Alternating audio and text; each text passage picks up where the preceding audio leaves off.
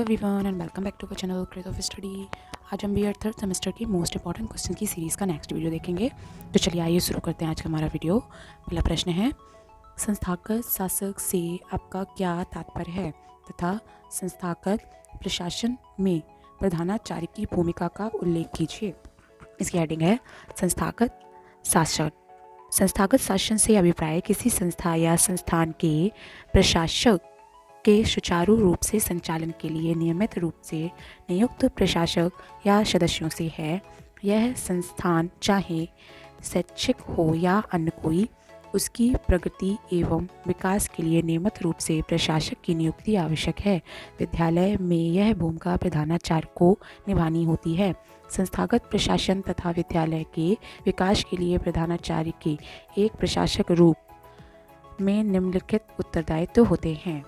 पहला है, विद्यालय के प्रगति एवं विकास के लिए प्रधानाचार्य नवीन नीतियों का निर्धारण तथा पूर्व में लागू नीतियों का ठीक से क्रियान्वयन करता है। दूसरा है, शिक्षकों को उनकी विशेषज्ञता के अनुसार कार्य का वितरण। तीसरा है, शिक्षकों को विद्यालय की विभिन्न उप समितियों के सदस्य के रूप में उनके दायित्वों को समझाना। चौथा है, विद्यालय के विकास के लिए विभिन्न विकासात्मक गतिविधियों का निर्धारण, जैसे कार्यशाला, सेमिनार, संगोष्ठियों का समय समय पर आयोजन। पांचवा है, छात्रों के संज्ञानात्मक, भावात्मक एवं व्यवहारात्मक विकास के लिए उनके क्षेत्र भ्रमण के लिए योजना बनाना एवं कार्य रूप में लागू करना। छठवां है, छात्रों के समग्र विकास के लिए विभिन्न नवीन शिक्षण विधियों, प्रविधियों एवं तकनीकों के प्रयोग को बढ़ावा देना। सातवां है, छात्रों की संख्या संस्थान में अधिक होने पर नवीन विद्यालय भवन के लिए उच्च अधिकारियों का प्रबंधन के पास प्रार्थना पत्र देना। आठवां है, छात्रों की समस्या के समाधान के लिए अभिभावक शिक्षक बैठकों का समय समय पर आयोजन करना। नौवां है, संस्थान के विकास में समुदाय के योगदान को प्राप्त करने के लिए समय समय पर जन जागरूकता कार्यक्रमों का आयोजन तथा उनके लिए नवीन नीतियों का निर्धारण करना। दूसरा प्रश्न है, कार्मिकों या स्टाफ की भर्ती एवं चयन प्रक्रिया को समझाइए।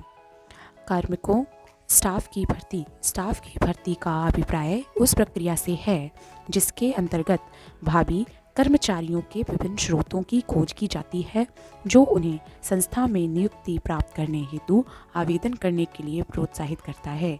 भर्ती का अभिप्राय संगठन में स्थापित विभिन्न पदों को भरने के लिए लोगों को सूचना उपलब्ध कराना है। इस प्रक्रिया में यह प्रयास किया जाता है कि अधिक से अधिक लोग आवेदन पत्र भेजें ताकि चयन करने में आसानी रहे। भर्ती के अंतर्गत आधिकारिक लोगों को आकर्षित किए जाने के प्रयास के कारण ही इन्हें सकारात्मक प्रक्रिया भी कहा जाता है। फिलिपियो के अनुसार भर्ती का अर्थ भावी कर्मचारियों को खोजने एवं उन्हें संगठन में रिक्त पदों के लिए आवेदन करने हेतु प्रोत्साहित करने की प्रक्रिया से है। भर्ती व चयन प्रक्रिया के सोपान ये निम्नांकित हैं। पहला है, भर्ती प्रक्रिया का प्रारंभ कर्मचारियों की मांग के निर्धारण से होता है, जिसके बारे में प्रधानाचार्य प्रबंधक को सूचित कर देता है। दूसरा है, भर्ती के स्रोतों की पहचान, अर्थात भिन्न भिन्न पदों के लिए अलग अलग अर्हताधारी शिक्षकों को कहाँ से बुलाया जाए, इसकी व्याख्या करना। तीसरा है, इच्छुक लोगों को आवेदन करने हेतु आमंत्रित करना, जिनमें निम्न विवरण आवश्यक हैं।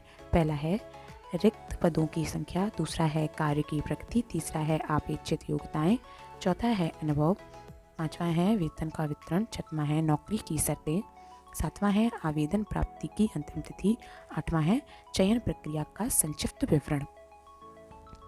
तीसरा प्रश्न है, स्टाफ मूल्यांकन को समझाते हुए इसकी विशेषताएं बताइए।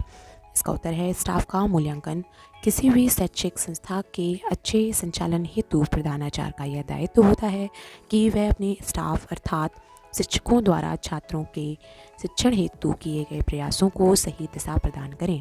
स्टाफ मूल्यांकन न सिर्फ शिक्षकों के शिक्षण का मूल्यांकन करने की अनुमति देता है, वरन उनकी व्यावसायिक योग्यता और व्यक्तिगत गुण व शिक्षण के निश्चित व संभावित लक्ष्यों की प्राप्ति का भी निर्देशांक होता है। एक अच्छे ढंग से नियोजित किया गया स्टाफ मूल्यांकन शिक्षकों के शिक्षण कार्य में निहित शक्तियों व कमजोरियों की पहचान करने में सहायक होता है।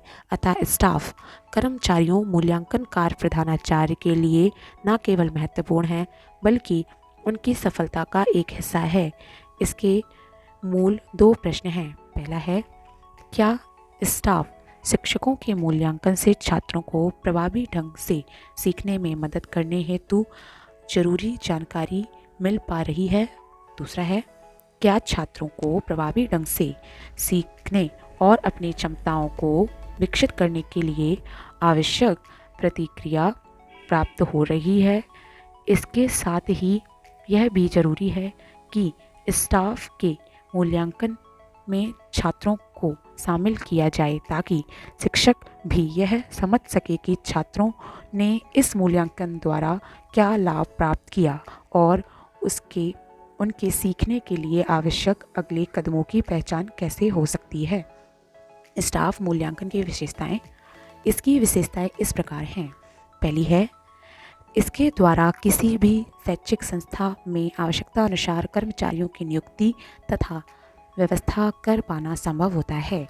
दूसरा है, यह कर्मचारियों या शिक्षकों से संबंधित सभी बातों के लिए उत्तरदायी होता है, जैसे नियुक्ति, प्रशिक्षण, स्थानांतरण, कार्य सौंपना, वेतन, मजदूरी, प्रशासन, सेवा निवृत्त एवं अनुशासन आदि। तीसरा है, यह मानवीय शक्ति का पूर्ण उपयोग तथा उनके सदुपयोग करने से संबंधित है। चौथा है, इसका प्रमुख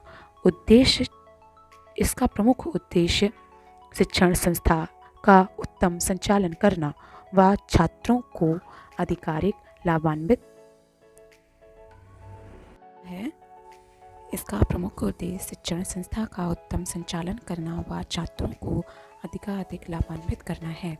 पांचवा है, यह कर्मचारियों या शिक्षकों की कार्य क्षमता बढ़ाने में सहायता करता है। यह श्रम कल्याण पर विशेष ध्यान देता है, जिससे प्रभावित होकर शिक्षक पूर्ण क्षमता से अपना कार्य करते हैं। छठवा है, इसके द्वारा शिक्षकों को उनकी योग्यता व रुचि के अनुसार कार्य का वितरण किया जा सकता है। सातवां है, इसके द्वारा व्यक्तिगत हितों की ओर ध्यान न देकर सामूहिक हित की ओर ध्यान दिया जाता है। आठवां है, इसके द्वारा विद्यालय की मानव शक्ति का समुचित उपयोग करने का प्रयास किया जाता है। Thank you for watching this video. B Ed third semester के मोस्ट इंपॉर्टेंट क्वेश्चन की सीरीज को देखने के लिए हमारे चैनल को सब्सक्राइब करें और बेल आइकन ज़रूर प्रेस कर दें ताकि हमारे आने वाली वीडियो की नोटिफिकेशन आप तक पहुंच जाए। Thank you.